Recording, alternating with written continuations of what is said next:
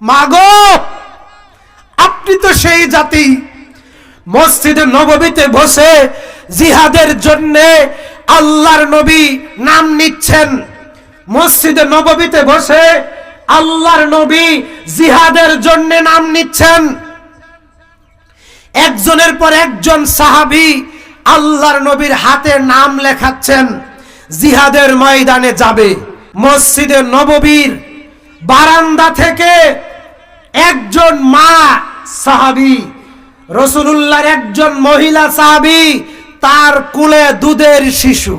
মাগো দেখেন গো মাগো আমি আপনাকে বলছি, একজন মহিলা তার কোলে দুধের শিশু, তিনি নবীজির খেদমতে দাঁড়িয়ে বললেন, আল্লাহর নবী গো, অতীতের যুদ্ধে আমার স্বামী অংশগ্রহণ করেছেন, আমার স্বামী অংশগ্রহণ করেছেন, তিনি শহীদ হয়েছেন।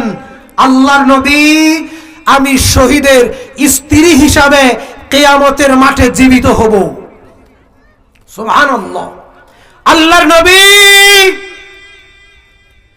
আমার উপযুক্ত যুবক সন্তান অতীতের যুদ্ধে অংশগ্রহণ করেছিলেন, তিনিও শহীদ হয়েছেন, আমি শহীদের মা হিসাবে বিচারের মাঠে জীবিত হব। আল্লাহর নবী, এই যুদ্ধে আপনাকে দেওয়ার মতো, আল্লাহকে খুশি করার জন্য আমার কাছে তেমন কিছু নাই, শুধু আমার কোলে এই দুধের শিশুটি রয়েছে। আল্লাহর নবী, আমি এই দুধের শিশুটি আল্লাহর রাস্তায় দান করে দিলাম, আপনি দুধের শিশুর নামটাকে মুজাহিদদের কাতারে লিখে নেন। তখন আল্লাহর নবী বললেন, ও আমার মহিলা সাহাবী, তোমার দুধের শিশু দিয়ে কি হবে, তোমার দুধের সন্তান দিয়ে কি হবে?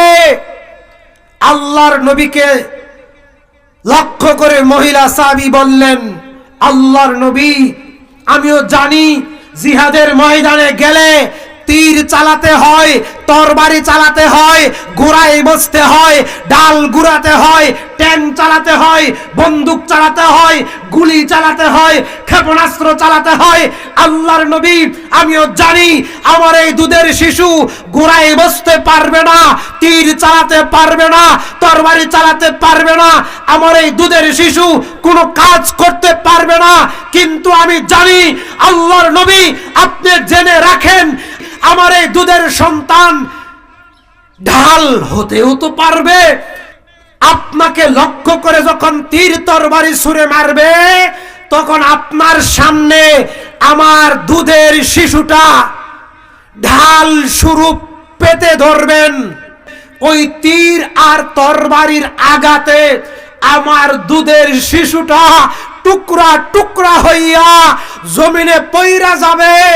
আল্লাহর নবী, আমার দুধের শিশুটা রক্তাক্ত হয়ে যাবে, আমার দুধের শিশুটা খণ্ড বিখণ্ড হয়ে জমিনে পড়ে যাবে, আপনার দেহটা রক্ষা পাবে। ওগো আল্লাহর নবী, এজন্য আমি দুধের শিশুটা দান করে দিলাম আল্লাহর রাস্তায়।